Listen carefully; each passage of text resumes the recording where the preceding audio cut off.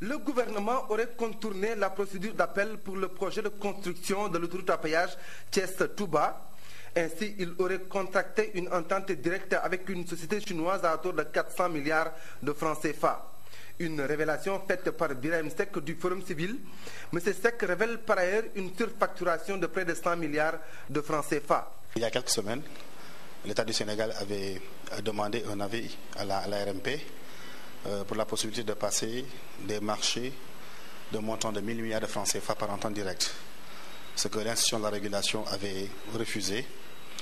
Et l'État du Sénégal actuellement a décidé de saucissonner les 1000 milliards et de passer également par projet, par entente directe, ces différents projets.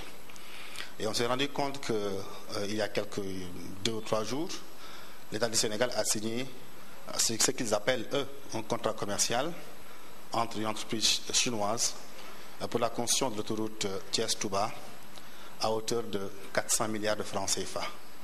Ce qui est exorbitant. On se rend compte qu'ici, le projet ne coûte pas 400 milliards de francs CFA.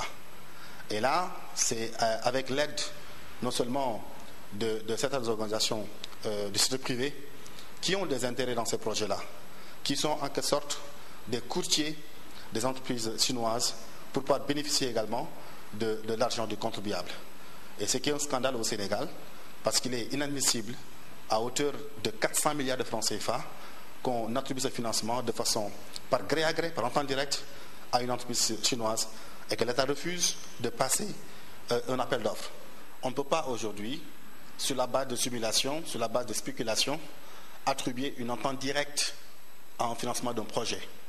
Deuxièmement, le montant de ce projet a déjà fait l'objet d'études et que ce montant de 400 milliards est un surcoût. Et ça, c'est un exemple de surfacturation. L'étude, c'était combien? Tourné autour de 300 milliards de francs CFA. Une révélation balayée d'un revers de main par l'autorité de régulation des marchés publics. Selon Babacar Diop, membre du Conseil, aucun marché n'a été signé par l'État du Sénégal. C'est par décision que l'ARMP a autorisé l'État du Sénégal à signer un contrat commercial pour sécuriser les fonds. Par conséquent, on ne peut pas parler de surfacturation. Le gouvernement chinois a mis en place pour les pays africains, je crois, un budget de 20 milliards de dollars. Ceci pour appuyer ses propres entreprises pour faire des travaux, des projets structurants en Afrique.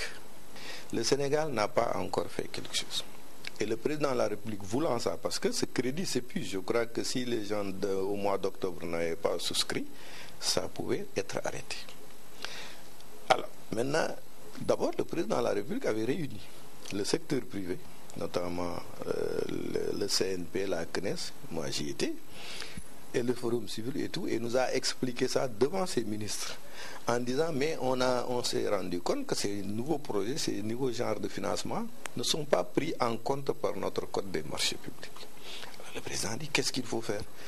Nous avons dit mieux, on dit, ok, ce qu'il faut faire, et c'est l'objet de cette décision qui est là sur la table, décision numéro 43 que l'entreprise, que l'ARMP a prise, a dit, je vais vous autoriser à signer un contrat commercial.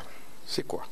Un contrat commercial, c'est pour permettre à l'État, donc au ministère, de bloquer la somme.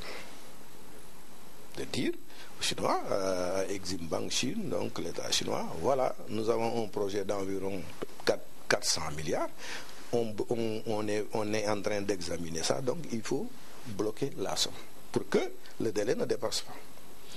C'est nous, ARMP, qui avons autorisé ça. Je dis bien un contrat commercial, il n'y a pas de travaux, il n'y a pas de marché. Mais pour avoir surfacturation, il faut un marché.